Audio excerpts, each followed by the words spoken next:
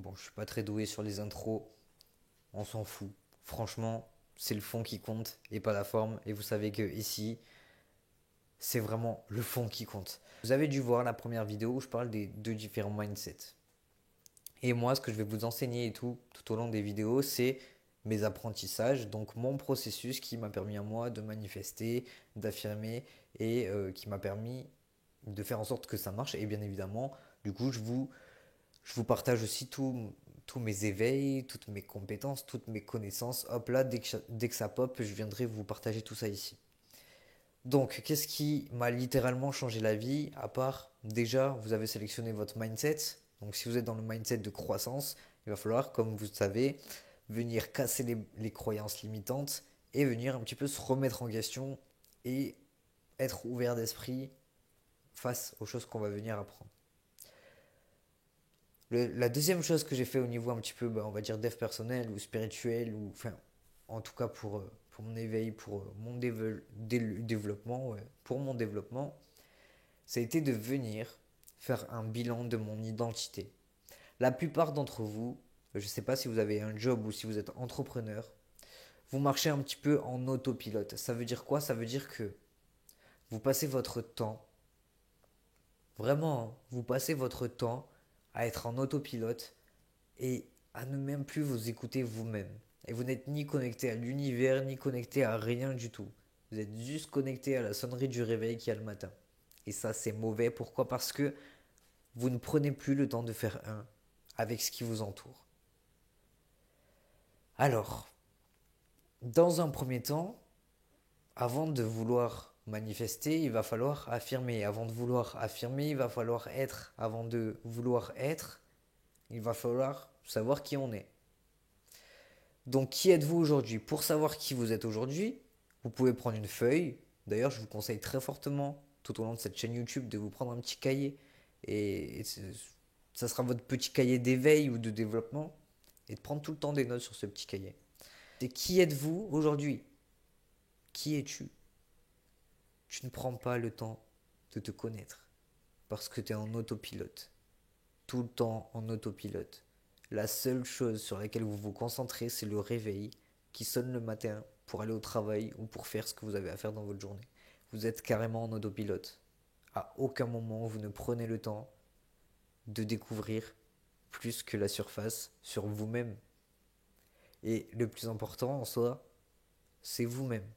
Parce que le but de la vie, c'est quoi? C'est la paix. Et pour atteindre votre paix, il va falloir que vous vous développez ou que vous montez en conscience vous-même. Et c'est pas quelqu'un d'autre ou quelque chose d'externe qui va pouvoir vous aider à faire ce genre de choses. Ok? Donc, tu viens définir qui tu es avec tes qualités, tes défauts et tes compétences.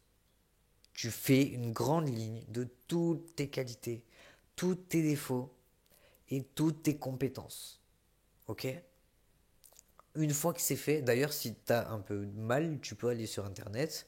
Vous êtes grand, vous allez sur Internet, vous mettez liste de qualité, hop, et voilà, vous regardez ce qui vous définit, ce qui fait sens pour vous. Pour les défauts, si vous avez du mal et que vous avez beaucoup d'ego et que vous avez du mal à vraiment identifier vos défauts, vous pouvez demander à vos entourages en leur demandant d'être vraiment honnêtes.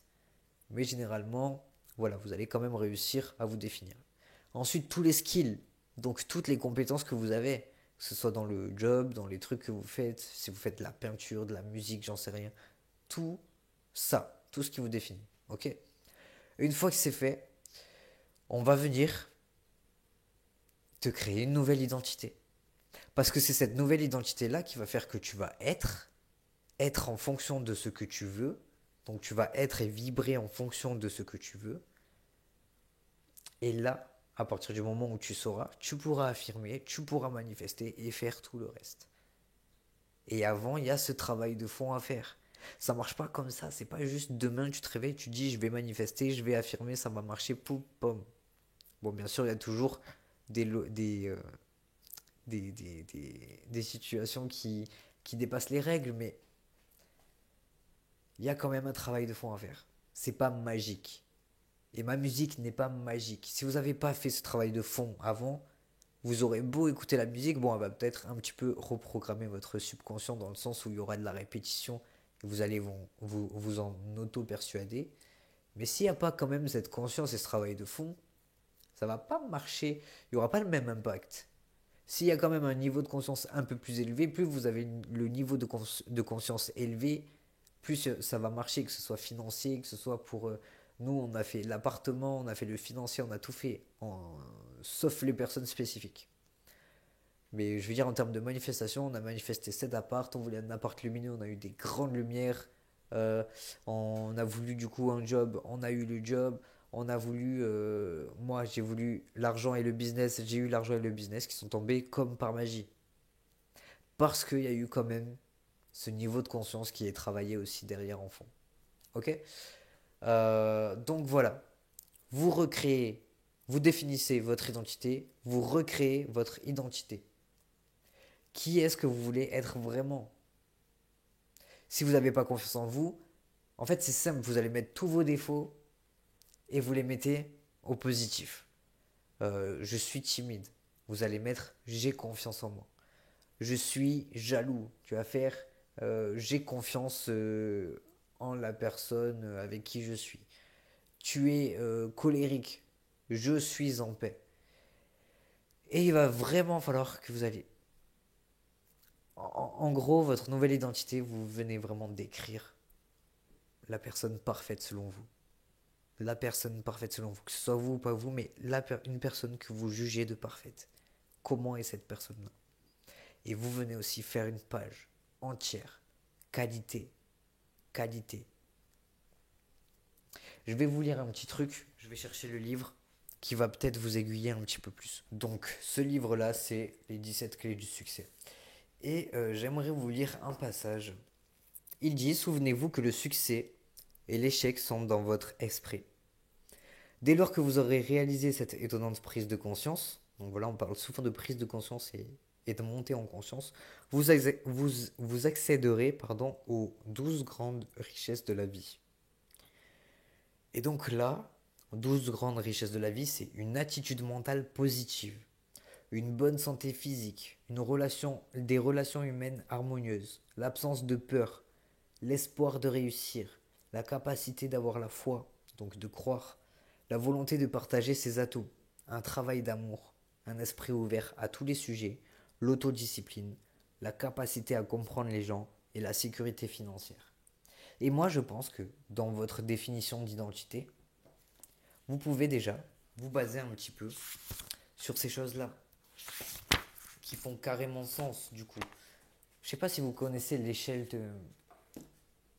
de conscience, je vous la mettrai quelque part par ici. Il faut vraiment que vous vous y penchez dans le sens où, selon vos émotions, enfin de toute façon on oscille toujours sur l'échelle de conscience, mais selon vos émotions, vous avez un certain degré, un certain niveau de conscience. Vous allez regarder toutes les émotions. La paix est une émotion beaucoup plus élevée. Et vous allez essayer de driver vos émotions en fonction de cette échelle-là.